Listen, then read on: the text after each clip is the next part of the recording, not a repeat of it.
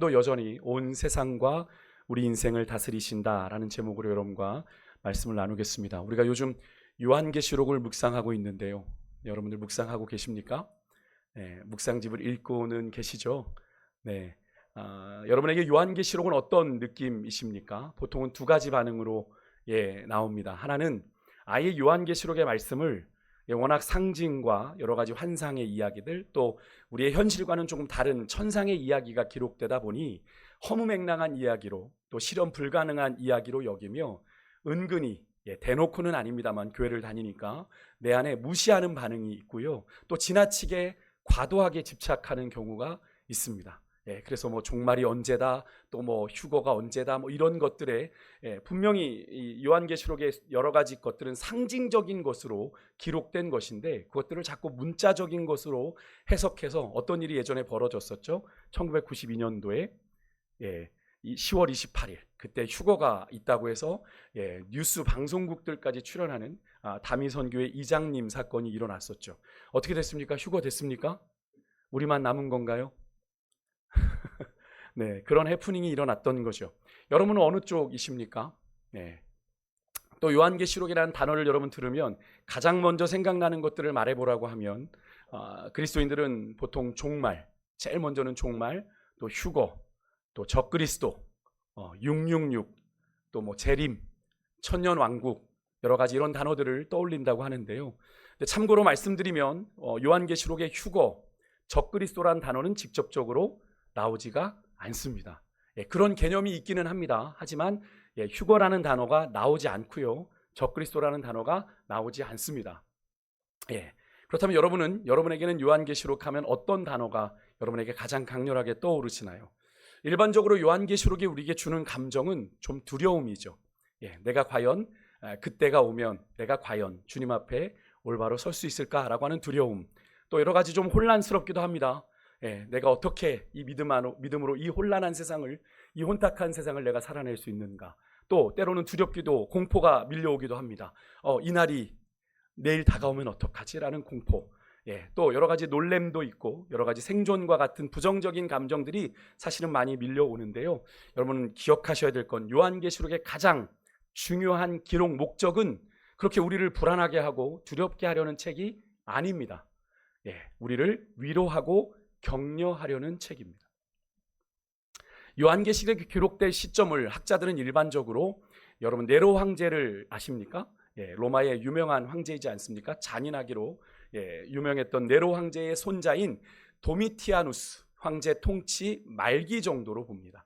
AD 한 90년과 100년 사이를 보는데요. 이 도미티아누스는 좀 불안정한 당시의 정치 상황을 타개할 목적으로 자기 자신을 뭐라고 부르게 했냐면 주와 하나님으로 부르게 했습니다. 내가 주님이다, 내가 하나님이다. 그래서 신전을 지어 막 숭배하도록 했습니다. 근데 이 도미티아누스의 이 황제에 대한 이 자기의 고백은, 이렇게 고백하게 만든 건 요한복음 20장 28절에 도마가 부활하신 주님을 의심하다가 부활하신 주님을 만나고 뭐라고 고백했죠? 나의 주님이시요 나의 하나님이십니다라고 했던 그 단어와 동일합니다. 큐리오스, 데오스, 똑같은 단어를 쓰고 있는 거죠. 그러니까 이 말인즉슨 로마 황제인 도미티아누스를 주요 하나님으로 숭배하라는 강요는 기독교인들에게는 어떤 의미겠습니까? 우상을 섬기라는 이야기가 동일한 겁니다. 그러니까 이 당시 기독교인들에게 있어서 이 요구는 사실 쉽게 타협할 수 없는 문제였던 거죠. 거기다가 그리스도인들은 로마의 거기다가 제도, 또 로마의 그런 태평천하를 이루는 그 기준에 타협하라는 여러 가지 정치적인, 경제적인 압박까지 받고 있었습니다. 특히 이 편지의 대상이 되고 있는 이 소아시아, 지금의 터키의 7교회의 지역은요, 뭐 여러분 아시죠? 에베소, 서머나, 두아디라, 라오디게아, 이 7교회는 로마 제국의 기반이 탄탄한 지역이에요. 그래서 계시록이 기록된 당시가 이 로마의 제국적인 권력이 절정에 달하던 그때거든요. 그러니까 로마 제국이 도무지 무너지지 않을 것 같은 거죠. 이 로마 제국이 영원히 지속될 것 같다는 믿음의 근거에서 로마를 뭐라고 그 당시에 불렀냐면 영원한 도시, 영원한 도성으로 불렀습니다. 무너지지 않는 도시라는 거죠. 그래서 로마인들은 그렇게 스스로 믿었습니다. 신들이 로마를 너무 좋아해서 선택했다. 하나님이 이스라엘을 선택하여 당신의 백성 삼으신 것처럼 신들이 로마를 선택하여 이렇게 했다라고 믿었고요. 그 결과 로마가 전 세계에 여러분 아시죠? 팍스 로마나, 그죠? 로마의 평화를 심어 이 온 세계에 안정과 질서를 가져왔다라고 믿었습니다. 이 사실 이 팍스 로마나는 로마가 전쟁을 통해 이룬 거죠. 짓밟은 것을 통해서 이룬 평화인데 그것을 통해 세계의 안정과 질서를 가져왔다. 그러니 그런 로마의 황제를 신으로, 주요 하나님으로 섬기는 것이 전혀 이상하지 않았습니다. 그래서 당시의 기독교인들 중에는요, 이런 황제 숭배에 대한 거부로 인해서 많은 고난과 박해를 받아야 했고, 또 정치적으로 경제적으로 불이익을 당하는 자들이 있었는가 하면 아예 그런 핍박과 고난이 두려워서 하나님과 그리스도에 대한 충성, 믿음 다 버리고 그냥 교회 공동체를 떠나버리는 자들이 있었는가 하면요, 대부분의 경우는, 그런데 참 대부분의 경우는 여전히 교회에 남아 있습니다. 남아 있으면서도 이 로마 제국이 주는 여러 가지 그런 혜택과 여러 가지 것들이 교묘하게 타협을 하게 되는 거죠. 누리고 싶으니까, 내가 함께하고 싶으니까 적당하게 지내는 겁니다. 교회에도 적당하게, 로마에게도 적당하게, 소위 신앙의 회색지대를 애매하게 지나는 자들이 많았다라는 거예요. 이런 거죠. 즉 황제 숭배는 종교적인 게 아니야. 로마 시민으로서 충성을 표시하는 이 로마 제국의 시민으로서의 의무일 뿐이지 신앙의 문제는 아니야 라고 적당히 타협을 하는 겁니다. 과거 우리나라 일제시대에 뭐가 있었죠?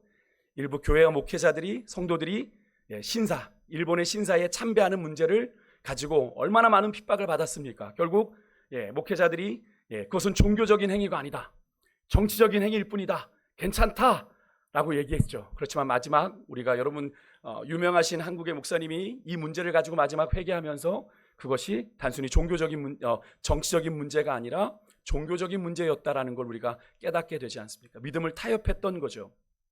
그런 겁니다. 결국 요한계시록은요, 이런 교회의 위기적인 상황에 하나님으로부터 오는 하늘의 관점을 보여주는 책입니다.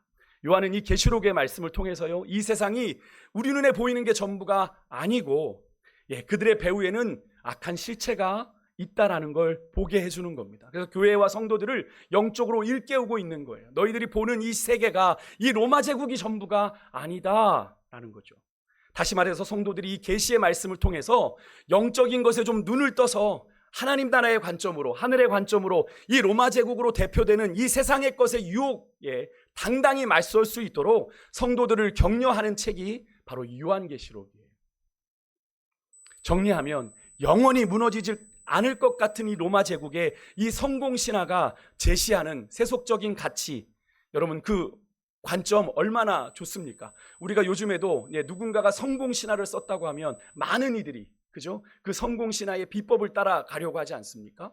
그 당시에 로마가 그랬습니다. 로마가 보여주는 그 제국의 화려함은 모든 이가 본받고 싶었어요. 나도 저렇게 살고 싶다, 나도 저렇게 누리고 싶다. 그런 로마 시대의 여러 가지 세속적인 가치와 관점들이 여러분 하늘의 관점에서 볼 때는 하나님의 뜻을 거스르는 것이라는 걸 지적하는 거죠. 그래서 그런 그들의 통치가 하늘 보좌에 앉으신 우리 주님에 의해 오래지 않아, 너희들의 눈에는 영원할 것처럼 보이지만 오래지 않아 끝날 거다 라는 것을 이야기하며 성도들에게, 여러분 세상을 상징하는 이 로마 제국과의 타협을 그만해라, 중단해라, 그리고 회개함으로 다시 어린 양 되신 예수 그리스도를 온전히 따를 것을 요구하는 책이 바로 요한계시록이에요. 실제로 인류 역사를 통해 로마는 영원했습니까? 아니죠. 로마는 멸망했습니다. 영원한 도성이라 믿었던 그 로마가 무너졌습니다. 그들의 믿음이 물거품같이 되고 말았죠. 그래서 여러분 성 어거스틴, 아우구스티누스라고 했던 교부, 유명한 교부이자 신학자였던 성 어거스틴은 그의 영원한 도성이라는 책을 썼는데요, 이 로마를 빗댄 겁니다. 로마인들이 영원한 도성이라 믿었던 로마가 영원한 도성이 아니라 하나님 나라가 영원한 도성이다라는 이야기를 그 책에 기록했던 겁니다. 여러분 이 세상에 영원한 것은 없습니다. 인류의 역사가 그것을 우리에게 말해주고 있죠. 하지만 성경은 말합니다. 영원한 것이 있다고. 무엇이 영원합니까? 주의 말씀은 영원하다라고 성경은 이야기합니다. 왜 주의 말씀이 영원합니까? 왜 주의 말씀이 영원해요? 이 말씀을 기록하신 하나님이 영원하신 분이기에 그렇죠. 믿으십니까? 예, 그래서 요한계시록 1장 4절에도 또 우리가 함께 읽은 이 4장과 8절에도 하나님을 가리켜 이렇게 표현합니다. 전에도 계셨고 이제도 계시고 장차 오실 이다라고 선포하고 있는 겁니다. 여러분, 우리 주님은 영원하신 하나님으로 지금도 당신의 깊으신 섭리와 경륜 속에 이 온 세상을 경영하고 다스리고 계시는데요. 여러분, 이 사실이 믿어지는 은혜가 있으시기를 주의 이름으로 축복합니다. 늘 말씀드리지만 말씀이 믿어지는 게 진정한 은혜예요. 똑같은 자리에 앉아 있는데 누군가는 그 말씀을 듣고 그냥 스쳐 지나가는 이야기로 듣는가 하면 이 말씀이 믿어지는 은혜가 있어 그들의 삶 가운데 놀라운 은혜가 나타나는 경우가 있는데요. 여러분, 오늘 이 시간 이 은혜가 여러분 가운데 충만하게 임하시기를 주의 이름으로 축복합니다. 오늘 설교는 바로 이런 요한계시록의 좀 전 이해를 가지고 배경을 가지고 좀 시작해야 됩니다. 오늘 우리가 함께 읽은 이 계시록의 본문은요, 우리가 육신의 눈으로 볼 수는 없지만 분명히 존재하고 있는 영적인 세계가 있다라는 걸 우리에게 이야기해주고 있습니다. 특별히 하나님께서 반모섬에 유배당한 요한, 예수를 믿는 까닭에 그 당시에 콜로세움에서 순교를 당하거나 이렇게 요한처럼 유배를 당하는 자들이 있었는데 요한은 유배를 당했죠. 아마 나이가 많아서 그랬으리라 생각하는데요. 반모섬에 유배를 당한 이 요한을 하나님이 부르시죠. 환상 중에 하늘의 열린 문으로 부르십니다. 그리고 하늘에 계신 보좌에 앉아 온 세상을 통치하고 계시는 우리 주님께 드려지는 그 천상의 예배를 실황 중계하는 장면을 오늘 이 4장의 말씀이 담고 있어요. 이번에 다시 제가 이 계시록의 말씀을 묵상하면서요, 지금 벌써 우리가 많이 넘어갔잖아요. 8장 9장까지 넘어갔는데 저는 이 4장의 말씀이 너무 가슴 벅차게 은혜가 되더라고요. 그래서 여러분과 나누고자 오늘 이 말씀을 좀 준비했는데 조금 길어요. 그래도 제 평소와 그렇게 큰 차이는 없으니까 마음에 너무 번민하지 마시고, 좀 피곤하신 분들은 눈 감고 들으셔도 이해합니다. 네. 그 정도로 길지 않으니 오해하지 마시고요. 네, 저는 오늘 그 요한의 눈에 비친 하늘의 보좌의 모습, 그리고 그 하늘의 보좌에 앉으신 우리 이에게 드려지는 그 예배의 모습을 통해 우리가 믿는 주님이 정말 어떤 분이신지, 그리고 그분의 역사하심과 일하심이 우리의 삶에 어떤 의미가 있고 어떤 영향을 주고 있는지를 좀 믿음으로 살펴보기를 원합니다. 여러분, 믿음의 분량만큼 여러분에게 이해가 되실 텐데, 여러분, 성경은 분명히 말하고 있습니다. 여러분, 요한계시록 2장 3장에 보면 소아시아 7교회들에게 편지를 주님이 하실 때마다 맨 마지막에 뭐라고 기록하셨는지 아세요? 귀 있는 자는 들을지어다. 성령이 교회들에게 하시는 말씀을 들을지어다. 여러분, 이게 뭘 의미하는 것 같으세요? 너희들이 들을 줄 알아야 된다. 아무리 들을 줄 모르면, 아무리 성령이 교회에게 이야기하시는 이야기를 듣지 못하면 깨닫지 못하는 거죠. 여러분, 오늘 이 시간 성령께서 여러분에게 깨닫는 은혜를 주실 줄 믿습니다. 2절에 보면 그렇게 하늘로 이끌려간 요한이요, 성령의 감동이 되어 하늘에 있는 보좌를 먼저 보게 됩니다. 여러분, 한번 머릿속에 그려보셨으면 좋겠어요. 이 하늘의 보좌는 하나님의 전지전능한 권위, 권세를 상징합니다. 온 우주를 다스리신 우리 주님의 권위와 힘이 바로 이 보좌에서 나오는 거죠. 왕의 보좌. 요한은 이 사실을 통해 이 계시록의 말씀을 받아 읽는 당시에 예수를 믿는다는 이유로 고난과 박해를 받고 있던 성도들이 믿음의 눈을 열어서 진짜로 누가 이 온 세상을 통치하고 다스리는지를 보기 원했습니다. 물론 육신의 눈으로 보면 지금 누가 이 땅을 다스려요? 로마의 황제가 무소불위의 권력을 가지고 이 세상을 다스리는 것 같지만 진짜 이 세상을 다스리는 분이 있다라는 걸 깨닫길 원하는 거죠. 실상은 누가 온 세상을 다리고 계시는 거예요? 하늘 보좌에 앉아 계신 만왕의 왕 되신 우리 주님이 온 천지 만물을 창조하시고 다스리시는 여러분 주권자이심을 말하고 있는 건데요. 요한은 당시 황제 숭배, 황제를 주로 하나님으로 섬겨야 되는 그 문제로 인해 박해를 받고 있던 이 기독교인들에게, 성도들에게 하나님의 영광, 하나님의 무한한 권세, 하나님의 절대 주권을 이 환상을 통해, 이 계시록의 말씀을 통해 보여주면서 성도들에게 하나님의 위로를 전하려고 했습니다. 너희들이 까닭없이 고난당하는 것 같고 억울한 듯 하지만 내가 너희들의 고난을 안다. 내가 너희들의 눈물을 안다. 내가 너희들의 고통을 안다. 말씀하시는 거예요. 여러분, 혹시 하나님의 주권이라는 개념이 조금 모호하게 들리실 분들이 계실 것 같아서 간단하게 좀 설명을 드리면, 하나님의 주권이란 하나님이 온 세상의 창조자이자 통치자로 온 세상의 모든 것을 당신의 뜻대로 다스리는 권세를 가지고 있다라는 의미죠. 여러분 믿으십니까?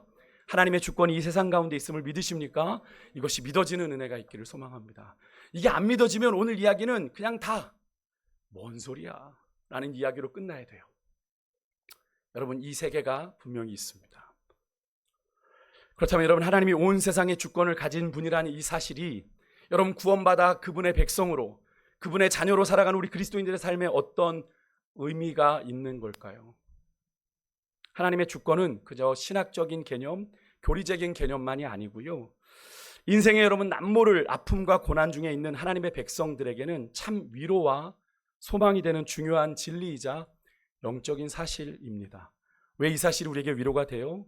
아까도 말씀드렸지만 우리 성도들이 믿음으로 살며 겪는 이 고난과 아픔이 무의미하게 까덕없이 우리들에게 주어진 것이 아니라 로마서 8장 28절의 말씀처럼 모든 것이 합력하여 선을 이루게 하시는 그 하나님의 주권, 하나님의 섭리와 그 선하신 계획 속에 일어나고 있는 성도들의 고난과 아픔이기에 그런 거죠. 우리가 고난과 아픔에 덩그러니 놓여졌을 때 얼마나 외롭고 고독합니까? 근데 하나님은 그런 우리의 고통과 아픔을 아신다는 거죠. 내가 너를 알아. 많이 아프지? 내가 너를 알아. 하지만 내가 너를 통해 놀라운 일들을 이룰 거야. 하나님은 말씀하고 계시는 거예요. 비록 우리가 지금은 고난 중에 있지만 믿음으로 끝까지 인내하고 주님을 바라볼 때 결국에는 여러분 죄와 사망의 권세를 이기시고 승리하신 그 주님의 최후 승리에 우리가 동참하게 될 줄 믿습니다. 우리가 그것을 바라보고 가는 거죠. 그러면 사랑하는 성도 여러분, 현실의 무게와 두려움이 여러분의 삶을 짓누르고 당장의 삶에 대한 불안과 염려가 우리의 마음을 막 뒤흔들 때 여러분 그저 한숨 지으며 안절부절할 것이 아니라 여러분 믿음의 눈을 들어 지금도 살아계셔서 역사하시는 하나님의 주권, 하나님의 놀라우신 계획과 섭리를 우리가 믿음으로 바라보아야 될 줄 믿습니다. 하나님께서 온 세상과 나의 인생을 지금도 여전히 다스리고 계신다고 하는 이 분명한 믿음이 우리에게 유일하고 참된 소망이 될 수 있기를 주의 이름으로 간절히 축원드립니다. 하나님이 우리의 삶을 다스리고 계세요. 내가 다 이해할 수 없을 뿐이지 하나님은 다스리고 계신다고요. 여러분 어제 우리가 이제 답사를 갔다 왔는데요. 돌아오는 길에 그런 일이 있었습니다. 앞에서 접촉사고가 났어요. 저희가 가던 차 앞에 한 3개 정도 앞에 갔는데 접촉사고가 났어요. 터널 안에 있는데 쾅 소리가 났어요. 그래서 사실 막히고 있던 거라 왜 저렇게 큰 소리가 나지? 라는 생각을 하면서 뭘 저는 생각을 했냐면 정말 세계 앞에 있는 그 상황 속에서 얼마든지 우리도 그런 상황을 맞이할 수 있었는데요. 하나님께서 지키셨구나. 물론 그분들의 상황을 놓고 보면 좀 미안하지만 저는 그렇게 하나님께서 우리의 걸음을 지키셨구나. 여러분 정말로 우리의 인생을 하나님이 다스리고 계시는 줄 믿습니다. 인도하시는 줄 믿어요. 저는 어제 그 먼 거리를 왔다 갔다 하면서 하나님의 순적하게 하시는 은혜를 전 경험했어요. 가는 곳마다 하나님이 순적하게 하셨어요. 누가 그렇게 하신 걸까요? 하나님이 인도하신 거죠. 만날 만한 사람들을 만나게 하시고 또 만날 만한 상황들을 여셔서 우리가 계획하고 생각했던 것보다 더 순적하게 하나님이 그 길을 여셨던 것을 저희는 경험했습니다. 여러분 그것이 하나님의 은혜죠. 여러분 요한은요 그렇게 하늘 보좌에 앉으신 하나님을 이렇게 묘사해요. 우리의 인생을 다스리고 우리의 인생을 이끌어 가시는 하나님을 이렇게 묘사하는데요, 직접 하나님을 묘사하지 못했던 것 같습니다. 아마 하나님의 얼굴이 제대로 보이지 않았을 것 같아요. 왜냐하면 오늘 이 보석의 비유를 통해서 하나님을 표현하죠. 3절에 보니까 앉으신 이의 모양이 어떻다고 그래요? 벽옥과 홍보석 같다라고 얘기합니다. 여러분 얼마나 보석을 잘 하시는지 모르겠는데 저도 잘 모릅니다. 찾아보니 벽옥은 유리같이 거의 투명한 보석이래요. 보이는 듯 보이지 않는 보석이고요. 홍보석은 빛이 비치는 방향에 따라 뭐 노란색으로도 보이고 빨간색으로도 보이고 뭐 녹색으로도 보이는 그런 보석인데 이 보석들이 주님에 대해서 상징하는 건 이겁니다. 주님의 아름다우심, 주님의 위엄, 주님의 찬연이라는 표현을 어떤 학자는 쓰던데요. 여러분 찬연하다라는 뜻 혹시 아십니까? 찬연하다, 눈부시게 빛난다라는 뜻입니다. 눈부시게, 주님이 그렇게 눈부시게 빛나고 있다. 보좌에 앉으신 이 얼굴이 그렇게 빛난 거죠. 여러분 요한이 보좌에 앉으신 하나님을 직접 묘사하지 않고 이 보석들의 비유에서 표현하고 있는 건 아마도 여러분 그 하늘 보좌에 나오는 그 보좌에 앉으신 이의 얼굴에서 나는 그 눈부시게 빛나는 광채 때문에 그 얼굴을 제대로 보지 못한 건 아닐까. 결국 이 벽옥과 홍보석이라고 하는 이 보석은 하나님의 찬란하게 빛나는 그 영광, 하나님의 초월하심, 말로 표현할 수 없는 지극히 아름다움을 상징하는 거예요. 그래서 우리가 주님을 아름다우신 주님이라고 고백하지 않습니까? 여러분, 또한 이 벽옥과 보석은, 홍보석은요, 출애굽기 28장에 보면 제사장이 입던 예복 가운데 흉패가 있습니다. 흉패, 에봇에 흉패가 달려 있는데, 이 흉패는 뭐가 있죠? 12개의 보석이 달려 있는데, 그 보석은 이스라엘의 12지파를 상징하는데요, 여러분, 이 12개의 보석 중에 처음 보석이 뭐냐면 홍보석이고요, 맨 마지막 보석이 벽옥입니다. 그럼 여러분, 뭐죠? 이 사실이 뭘 말하는 걸까요? 지금 하나님의 얼굴을 형상화했던 그 벽옥과 홍보석이 제사장의 흉패의 첫 번째, 이스라엘 지파를 상징하는 12지파를 상징하는 첫 번째와 마지막 보석이었다. 당신의 택한 백성과 함께하고 계시는 하나님의 임재를 상징하는 거죠. 여러분, 이 사실은 신약에 와선 우리와 함께 하시기 위해서 친히 인간의 몸을 입고 이 땅에 성육신하신 임마누엘 하신 하나님을 통해서 우리가 확인하게 되죠. 그 임마누엘 하신 하나님께서 다시 하늘로 승천하여 올라가실 때 한 번 더 그 사실을 확인하세요. 마태복음 28장 20절 뭐라고 말씀하시죠? 볼지어다 내가 세상 끝날까지 너희와 항상 함께 있으리라. 보이는 예수님은 하늘로 승천해 올라가시지만 이제는 사람 예수님이 아니라 누구요? 영이신 성령 하나님으로 당신의 자녀들과 세상 끝날까지 영원토록 함께 하실 것을 약속하고 계시는데, 여러분, 이것을 믿으십니까? 주님이 우리와 함께하고 계신다고요. 성경 끊임없이 우리에게 내가 너희와 함께하고 있다라고 얘기하고 계신데, 그게 믿어지십니까? 믿어지는 은혜가 있으시길 주님으로 축복합니다. 그것이 믿어지면 우리가 인생을 바라보는 게 달라지지 않겠어요? 주님이 나와 함께하고 계시는데, 사랑하는 성도 여러분, 그 주님이 당신의 약속대로 지금도 여전히 우리와 함께하고 계시는 믿어지는 은혜가 여러분 이 시간 여러분에게 있으시기를 바랍니다. 제가 금요일에도 말씀을 드렸죠. 우리 인생에는 하나님이 침묵하시는 것 같은 시간들이 있어요. 그죠? 하나님이 나를 외면하신 것 같고, 하나님이 부재하신 것 같고, 하나님이 아무것도 못하는 무능한 존재인 것 같은 순간들이 있어요. 하나님이 이 세상에 안 계신 것 같은. 근데 여러분, 정말 그렇습니까? 아니죠. 그것은 하나님에 대한 우리의 불신앙으로 인해 생기는 오해와 편견입니다. 하나님이 여러분 우리의 간절한 부르짖음에 침묵하며 기다리시는 이유가 있다고 제가 말씀을 드렸어요. 하나님이 부재하셔서, 하나님이 안 계셔서, 하나님이 무능하셔서 세상 악에 대해서 하나님이 그저 묵인하고 계신 것이 아니라, 여러분, 고난받는 성도들의 기도에 더 집중하여 들으시기 위한 하나님의 침묵이다라는 말씀을 드렸습니다. 여러분, 누군가의 이야기를 경청할 때 말을 많이 하면 들을 수 있습니까?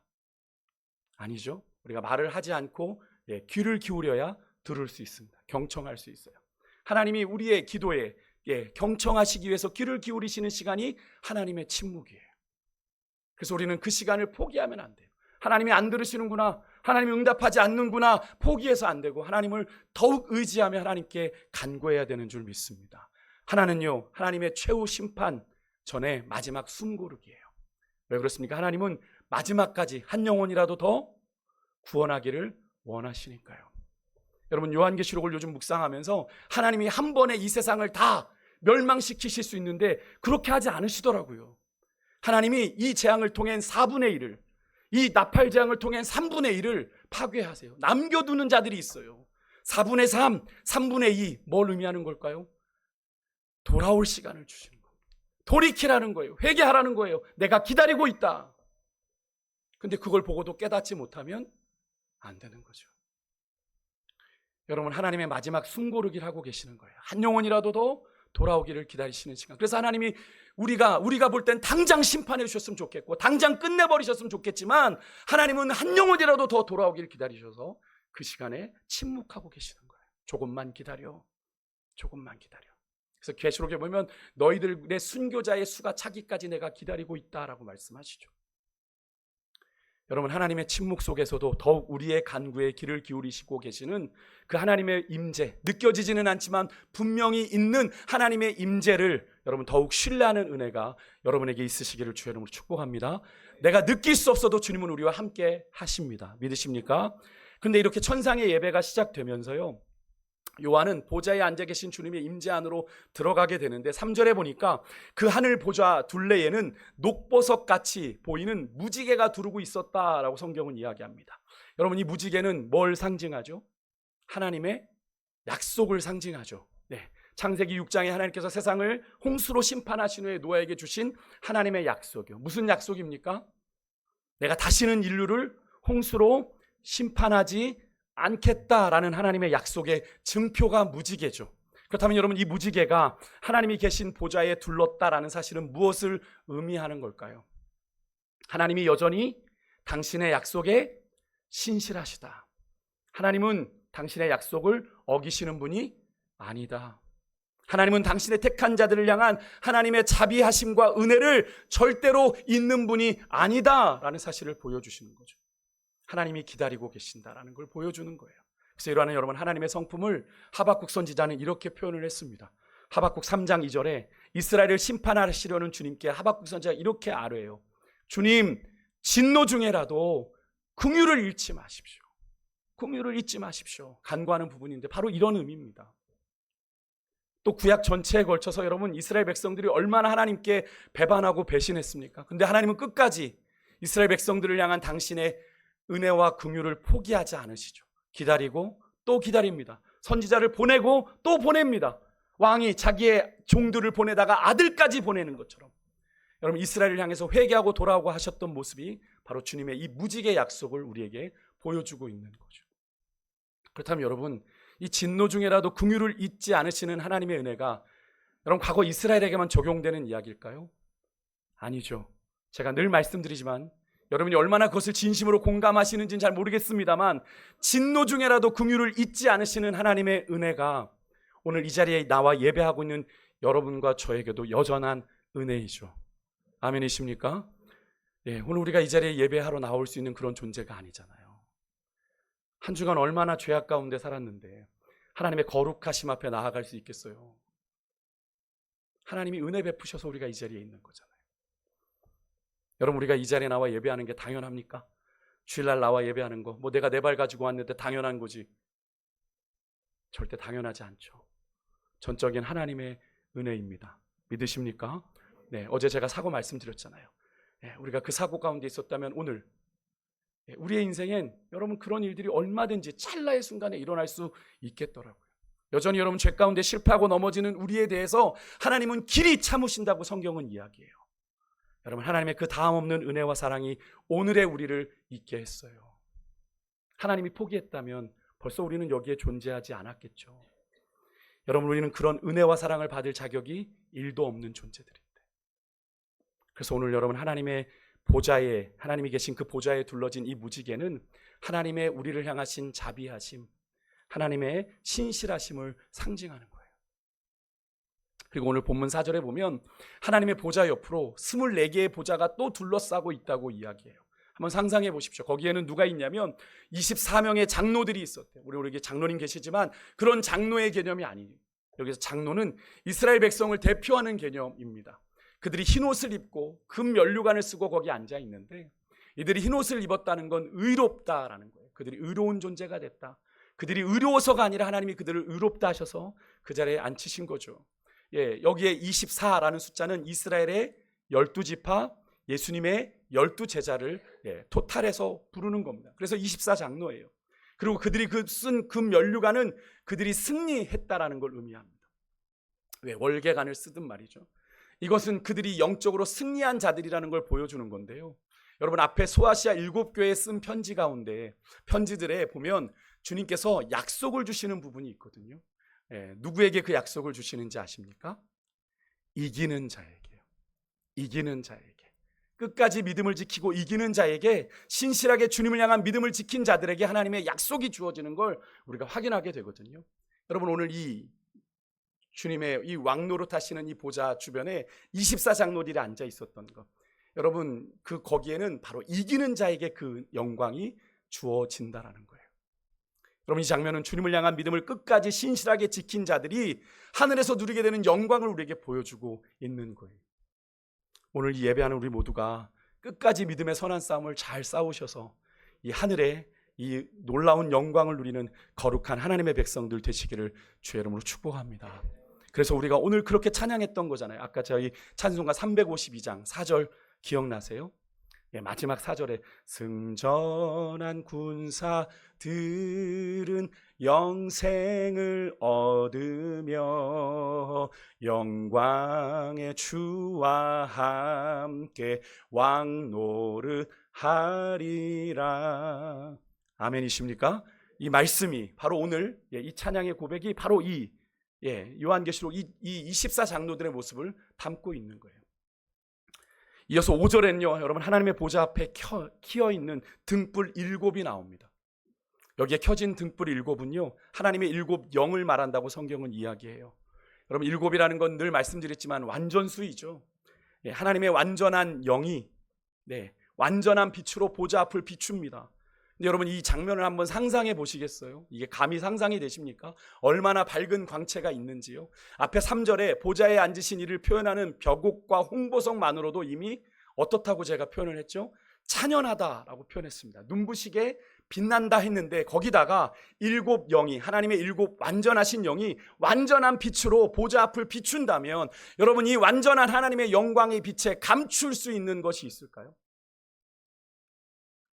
전혀 없지요. 그래서 히브리서 말씀은 이렇게 이야기합니다. 히브리서 4장 13절의 말씀 우리 같이 한번 좀 읽어볼게요. 같이 읽겠습니다. 시작. 지으신 것이 하나도 그 앞에 나타나지 않음이 없고 우리의 결산을 받으실 이의 눈 앞에 만물이 벌거벗은 것 같이 드러나느니라. 여러분 다 드러나게 돼 있어요. 감출 게 있겠어요? 숨길 게 있겠어요? 없어요. 주님의 눈 앞에서는. 우리의 결산을 받으실 이 누굽니까? 주님이시잖아요. 계산하자 하실 그 주님의 눈앞에 만물이 벌거벗은 것 같이 드러나게 되는 역사가 일어나는 거예요. 왜? 주님의 완전하신 그 영이 보좌 앞에서 비추니까요. 예수님도 바리새인의 누룩을 주의하라 말씀하시며 누가복음 12장 2절에 이렇게도 말씀하셨습니다. 함께 읽을게요. 시작. 감추인 것이 드러나지 않을 것이 없고 숨긴 것이 알려지지 않을 것이 없나니. 여러분 그렇습니다. 다 드러납니다. 다 드러나게 됩니다. 주님의 거룩한 빛 앞에 감출 수 있는 게 여러분 없어요. 주님의 완전한 영이 우리의 모든 것을 꿰뚫어 아십니다. 여러분 오늘 그 주님 앞에서 오늘 이 시간 우리가 어떤 모습으로 나아가야 될지 두려움도 있지만 여러분 이 시간 우리가 중심의 진실함으로 우리가 회개함으로 나아갈 때 주님의 은혜가 우리 가운데 부어지게 될 줄 믿습니다. 우리의 연약함이, 우리의 허물이, 우리의 추악함이 하나님의 책망의 대상이 되는 것이 아니라 하나님의 은혜의 대상이 되는 줄 믿습니다. 다음으로 6절에 보좌 앞에 한 바다가 나옵니다. 근데 언뜻 보니 수정과 같은 유리바다라 하니 아름다운 광경처럼 보입니다. 그죠? 수정과 같은 유리바다. 역시 주님의 보좌 앞에 아름다운 광경이 있구나. 그렇게 생각이 되지만 여러분 요한계시록에서 바다는요 하나님을 대적하는 세력의 근원지입니다. 그래서 뒤에 13장에 가면 하나님을 대적하는 짐승이 어디서 올라오죠? 바다에서 올라옵니다. 바다에서. 그죠? 그래서 유대인들은 이 바다를 악의 근원으로 여기고 무서워했다고 해요. 바다를. 어쩌면 제자들이 그 풍랑이는 바다에서 그 공포에 떨었던 이유가 그런 연유도 있지 않을까 생각이 됩니다. 근데 이 바다가 여러분 오늘 요한이 보는 환상에서는 유리같이 얼어붙어 있습니다. 바다가 수정같이 아름답게 정지되어 있는데 여러분 이 사실이 무엇을 말하는 걸까요? 바다가 막 풍랑이 일고 파도가 쳐야 하는데 정지되어 있어요. 여러분 무엇을 의미하는 걸까요? 더 이상 바다가 하나님을 대적하는 짐승이 나오는 그런 악의 근원이 아니라 유리같이 투명하게 하나님의 통치 아래 다 드러나 있다라는 걸 말하는 거죠. 여러분 믿으십니까? 하나님의 권세 앞에 악의 권세가 굴복했음을 의미하는 거예요. 그래서 뒤에 21장에 가면 다시 오실 주님이 이 땅에 가져오시는 새하늘과 새 땅에서는 이 바다가 완전히 사라져버리죠. 악의 근원이 다 사라지게 되는 겁니다. 하지만 여러분 우리가 여기서 기억해야 될 것이 하나가 있는데요. 하늘에선 이미 주님의 뜻이 이루어졌기에 이렇게 유리같이 이 바다가 얼어붙어 정지되어 있는 이 혼돈의 바다가 우리가 사는 이 땅에서는 여전히 어때요? 출렁이고 있다라는 거예요. 출렁이고 있다라는 건 뭡니까? 작동하고 있다는 거죠. 악의 세력이 작동하고 있다는 거예요. 이 말은 아직 우리가 사는 이 세상에는 혼돈과 악이 아직 기승을 부리고 있지만 주의 뜻이 이루어진 저 하늘에서는 그 악과 혼돈과 파괴가 이미 하나님의 손에 의해 통제되고 제압되었다라는 걸 의미하는 겁니다. 여러분, 악한 사단의 권세는 하나님의 이름 앞에, 하나님의 통치 앞에 이미 굴복한 줄 믿으시길 바랍니다. 그래서 우리는 게임 오버한 전쟁을 치르고 있는 거예요. 우리가 주님만 의지하여 나가면 우리의 힘으로는 그 악한 권세들을 이길 수 없지만 주님의 권세로 우리가 넉넉히 이기게 되는 줄 믿습니다. 그래서 우리가 승리를 선포할 수 있는 거예요. 우리의 힘으로는 안 되죠. 하지만 주님이 이미 승리하신 것이기에 우리는 그 승리를 확인하게 되는 줄 믿습니다. 사실 우리가 사는 세상을 보면 불의가 득세해요. 죄악이 만연해 보입니다. 악이 모든 것을 지배하는 것처럼 보이기도 해요. 특히 구원받았다고 하는 우리 믿음의 사람들이, 성도들이 여전히 죄 앞에서 무기력하게 넘어지고 실패하는 모습을 보면 더욱 그런 생각이 들어요. 악이 너무 강해. 안 되나 보다. 그런 생각 들지 않으십니까? 그런데 여러분, 이렇게 연약하기 짝이 없는 우리에게 진정한 반전이 있는데, 여러분, 그 반전은 어디서 시작돼요? 우리 주님의 십자가에서. 믿으십니까? 주님의 십자가는요, 하나님의 거룩함이, 하나님의 자비가, 하나님의 심판이, 또 하나님의 승리가 다 만나는 자리입니다. 이게 무엇을 의미하는 것 같으세요? 하나님은 거룩하신 하나님이기에 죄와 함께 하실 수 없죠. 그죠? 그래서 죄는 반드시 심판하셔야 되는 분입니다. 그래서 하나님은, 우리가 사랑의 하나님이라고도 고백하지만 하나님은 공의의 하나님이세요. 반드시 심판하셔야 돼요. 그런데 그 자비하신 하나님이요, 또 하나님은 공의의 하나님이실 뿐 아니라 자비하신 하나님이잖아요. 심판받을 우리를 대신해 누구를 세상에 보내셨어요? 자기 하나밖에 없는 아들을 세상에 보내셔서 우리를 대신해 십자가에 죽게 하셨어요. 그런데 죽은 것으로 끝났다면 게임이 안 되겠죠. 하지만 그 주님을 3일 만에 다시 살게 하심으로 죄와 사망의 권세를 이기고 승리하신 우리의 주님의 승리가 선포된 곳이 어디예요? 십자가. 그래서 이 십자가는 하나님의 거룩함과 하나님의 자비가, 하나님의 또 심판이, 하나님의 승리가 만나는 자리가 바로 십자가예요. 바로 이 십자가에서 구원받은 우리는 죄와 사망의 권세를 이기신 우리 주님의 아름답고 놀라운 승리를 함께 경험하게 될 줄 믿습니다. 여러분, 주님이 이기셨습니다. 주님이 이기셨는데 째째하게 살아서는 안 되는 거죠.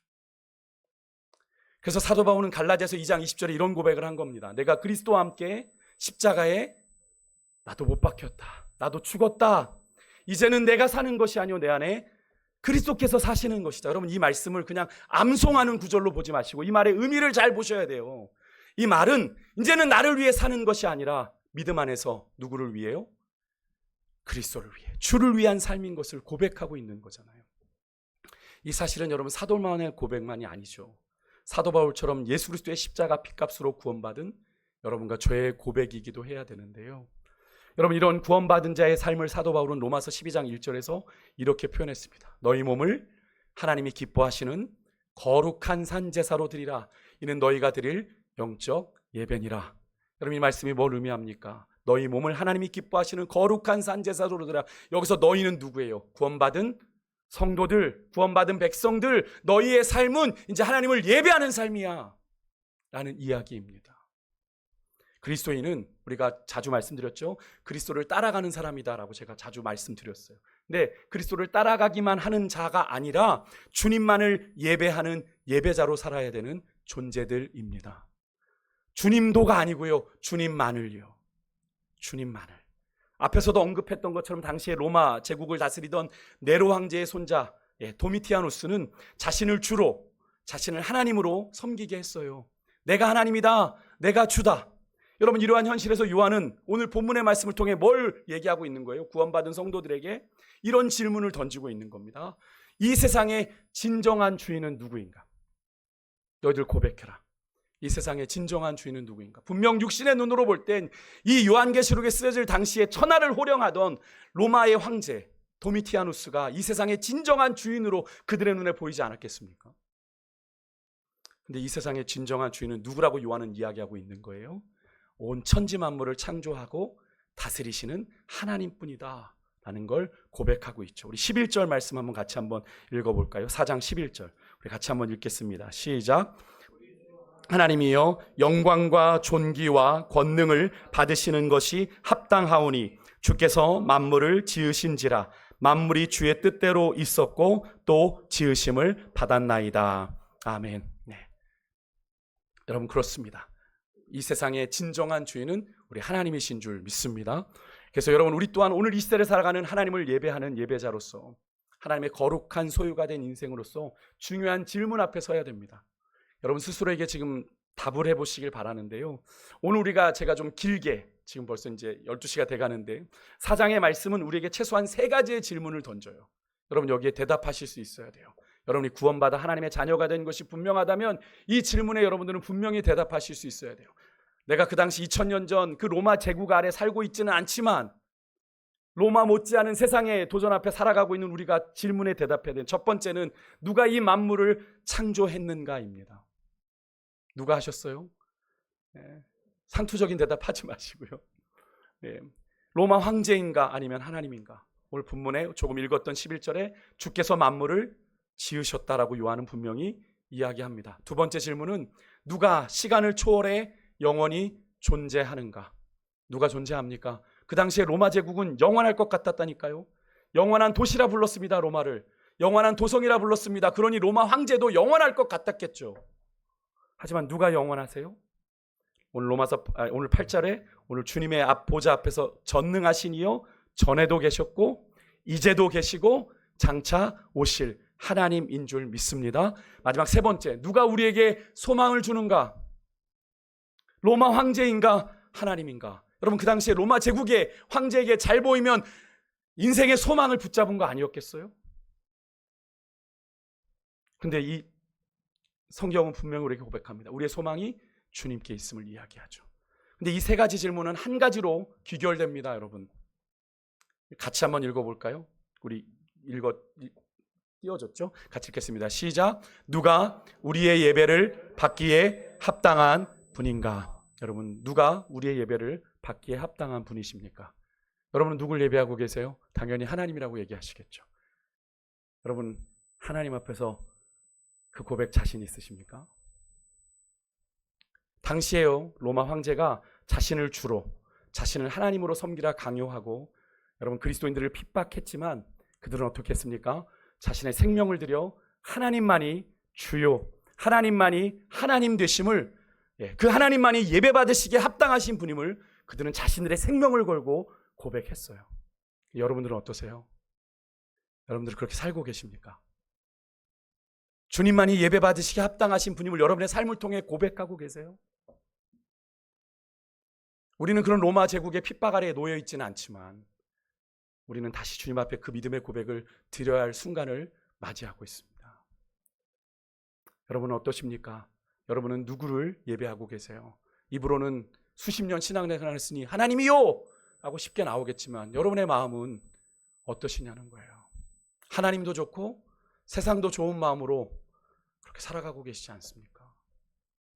여러분 분명히 하나님께서는 라오디게아 교회를 통해서 말씀하셨죠. 차든지 뜨겁든지 하라. 미지근하면 내가 너희를 토하여 버린다 말씀하셨어요. 여러분 우리의 인생이 언제까지일 것 같으세요? 우리가 세상의 종말에 서 있을까요? 아마 세상의 종말에 서 있을 분들보다 다 개인의 종말을 맞이할 분들이 더 많으실 텐데 여러분 우리의 개인의 종말 언제 오시는지 아시는 분? 아무도 없죠. 그래서 늘 우리는 어떤 존재가 되어야 되죠? 이 질문에 늘 준비된 자로 살아야 되는 거죠. 언제 주님이 이 질문을 우리에게 던지셨을 때 내가 주님만을 예배합니다. 고백할 수 있는 존재로 그렇게 살아가는 여러분과 제가 될 수 있길 간절히 소망합니다. 이 말씀을 준비하면서 제가 그런 존재에서 여러분들에게 이 말씀을 드린 게 아니에요. 목사인 저도 똑같더라고요. 네가 정말 나를 합당하게 예배할 자로 섬기고 있니? 제가 이 질문 앞에 예 주님이라고 대답을 못하고 있더라고요. 여러분 주님 앞에 정직하기를 소망합니다. 주님의 완전한 7명이 비추고 계시는데 칸에 감출 게 뭐가 있겠어요? 숨기신다고 여러분의 진심을요? 안 숨겨져요. 주님께 우리의 마음을 정직하게 내어드리고 하나님 내가 이렇게 더럽고 추악한데 이런 나를 받으신다면 나의 삶을 주께 드리겠습니다. 결단하는 이 시간이 되길 소망하고요. 우리 그 마음의 고백을 담아 우리 주는 완전합니다. 우리 함께 찬양했으면 좋겠습니다.